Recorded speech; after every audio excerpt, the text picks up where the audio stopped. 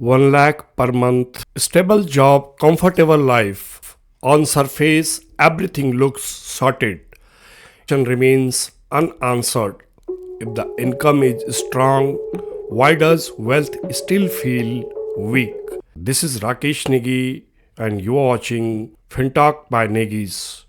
Today we decode why even educated, high income professionals fail to build real wealth. Now let us move from theory to numbers because wealth discussions without math becomes motivational talk. If 1 lakh salary does not guarantee wealth, let us examine the structure behind it. Let us do practical math. Rupees 1 lakh per month gross salary. After tax, PF and deductions, around 80 to 85,000 comes in hand, depending on structure. Now look at the expense reality in Tier 1 cities. Rent or home EMI 25 to 35,000 maximum. School fees or parent support 10 to 15,000. Groceries and utilities 12 to 18,000. Insurance premium 12 to 15,000.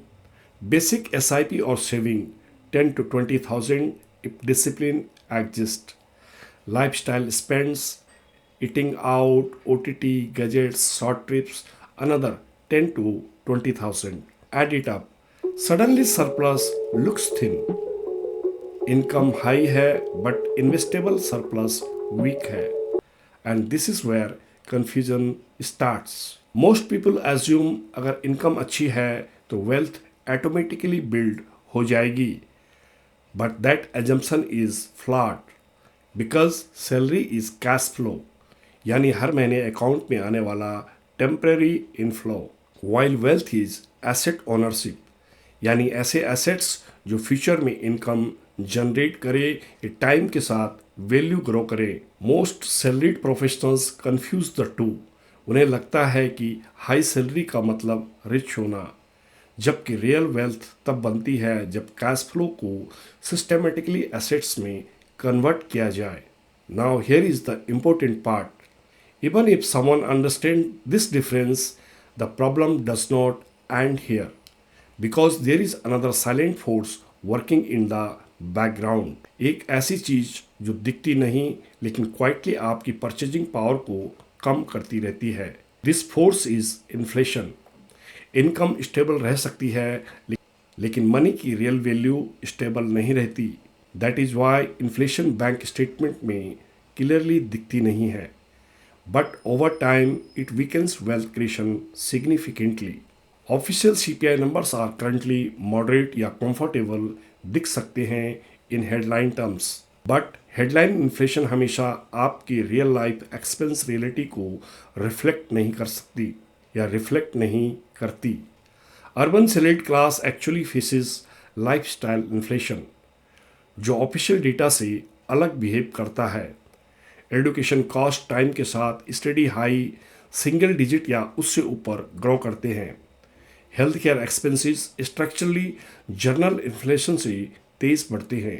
Prime location में quality housing लगातार expensive होती जाती है aspirational consumption का कोई upper limit नहीं है exposure बढ़ता है तो स्पेंडिंग भी बढ़ती है so even if official inflation control दिखे आपकी पर्सनल एक्सपेंस बास्केट कहीं ज़्यादा तेज़ी से इन्फ्लेट हो सकती है प्रॉब्लम यह है इनकम जर्नली इंक्रीमेंटल पेस से बढ़ती है लेकिन लाइफस्टाइल कमिटमेंट्स स्ट्रक्चरली एक्सपेंड होती है और एक बार लाइफस्टाइल बेसलाइन ऊपर शिफ्ट हो जाए तो वह रेयरली वापस नीचे आ पाती है प्रॉब्लम यह है इनकम यूजुअली लीनियर पेस से ग्रो करती है हर साल 8 to 10% increment bonus promotion gradual rise होता है लेकिन लाइफस्टाइल अक्सर एक्सपोनेंशियल पैटर्न फॉलो करती है प्रमोशन मिलते ही बेटर कार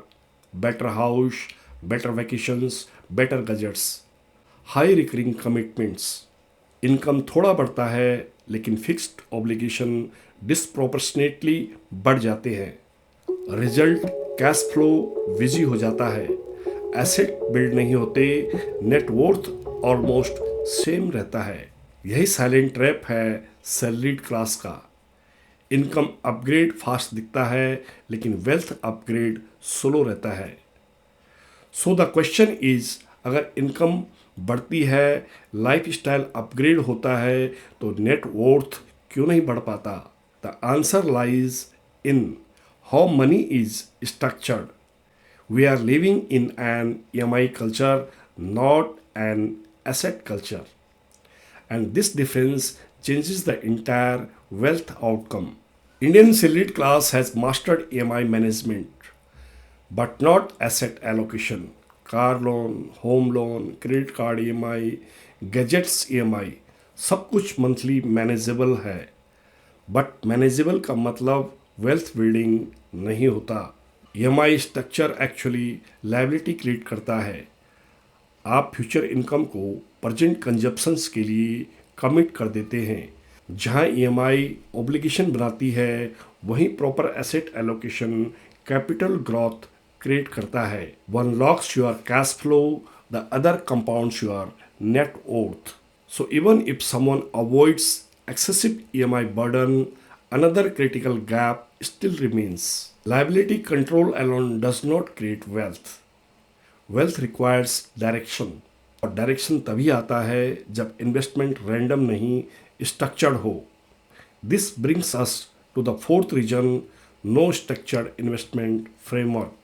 यह इसलिए होता है क्योंकि ज़्यादातर सैलरीड प्रोफेशनल्स इन्वेस्ट तो करते हैं, लेकिन किसी प्रीडिफाइंड इन्वेस्टमेंट फ्रेमवर्क के साथ नहीं। रूल्स नहीं होते तो डिसीजंस मोमेंट पर लिए जाते हैं, डिसीजंस इमोशंस पर लिए जाते हैं। Many salaried professionals active trading नहीं करते, लेकिन उनका ओवरऑल इन्वेस्टमेंट बिहेवियर फिर भी रिएक्टिव रहता है। जब मार्केट परफॉर्म करता है तो इक्विटी एलोकेशन ऑटोमेटिकली बढ़ जाती है। जब मार्केट शार्पली करेक्ट करता है तो SIP पॉज हो जाती है या पैसा सेपर एसेट्स की तरफ शिफ्ट कर दिया जाता है। जब पीयर सक्सेस स्टोरीज सामने आती हैं तो सिलेक्टेड स्टॉक्स एंट्री होने लगते हैं, और जब नेगेटिव हेडलाइंस आती है तो डिफेंसिव एग्जिट ले लिया जाता है।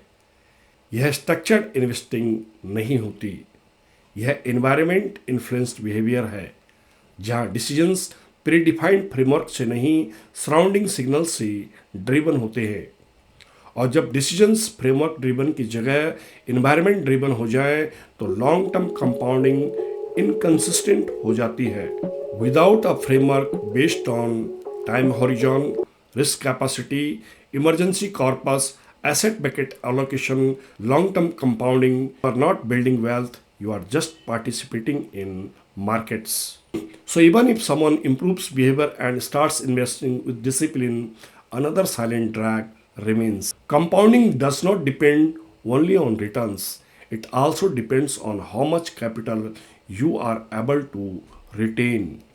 Even if investing behavior becomes disciplined, wealth creation still may not accelerate because returns alone are not enough. There is another layer affecting long term outcomes, और यही अगला गैप है जो अक्सर इग्नोर हो जाता है। In the current tax regime, effective tax liability in 10 to 12 lakhs income bracket may appear reasonable, और up to 12 lakhs there is no tax. लेकिन इशू सिर्फ स्लैब का नहीं है, issue long term tax efficiency का है। Real questions are you evaluating regime choice based on long-term projections? Do you understand how equity and debt are taxed differently? Are you planning capital gains with holding period awareness? Is your investment structure aligned with post-tax return optimization? क्योंकि tax immediate stress नहीं बनाता, लेकिन compounding के दौरान quietly return को reduce करता रहता है। Even a small annual tax drag long term में फाइनल कॉर्पस को मैटरली इम्पैक्ट कर सकता है। Most professionals earning per focus करते हैं, लेकिन बहुत कम पोस्ट टैक्स कंपाउंडिंग एफिशिएंसी पर फोकस कर पाते हैं, या यूं कहें ध्यान दे पाते हैं। एंड वेल्थ हेडलाइन इनकम से नहीं, रिटेन्ड और इंटेलिजेंटली कंपाउंडिंग कैपिटल से बनती है। But even after tax efficiency improve हो जाए और पोस्ट टैक्स रिटर्न्स ऑप्टिमाइज कर लिए जाएं, एक मॉडर्न चैलेंज फिर भी सामने आता है। कैपिटल रिटेन हो सकता है, फ्रेमवर्क एग्जिस्ट कर सकता है, येट अनदर क्वालिटी फिर भी डिटेरिएट हो सकती है, क्योंकि आज की प्रॉब्लम नॉलेज की कमी नहीं है, क्लैरिटी की कमी है। And that brings us to the next structural issue. आज सैलरीड प्रोफेशनल लगातार इंफॉर्मेशन कंज्यूम करता है। YouTube advice, reels, influencers, Telegram tips, daily market predictions. Information access पहले से ज़्यादा है। Result over diversification, over trading, under conviction. Knowledge high, clarity low हो जाती है। डेटा बहुत है लेकिन डिसीजन फ्रेमवर्क वीक है। फाइनेंशियल मेच्योरिटी ज़्यादा इंफॉर्मेशन कलेक्ट करने से नहीं आती। It comes from structured decision making, जहाँ हर फाइनेंशियल चॉइस प्रीडिफाइंड फ्रेमवर्क के अंदर लिया जाता है। इंफॉर्मेशन अवेयरनेस देती है लेकिन स्ट्रक्चर कंसिस्टेंसी देता है। So the issue is not lack of income, it is not even lack of information. The deeper issue lies in integration. Pieces exist, income, investments, tax awareness, market knowledge, but they are not connected through a unified structure. और यहीं से core problem शुरू होती है।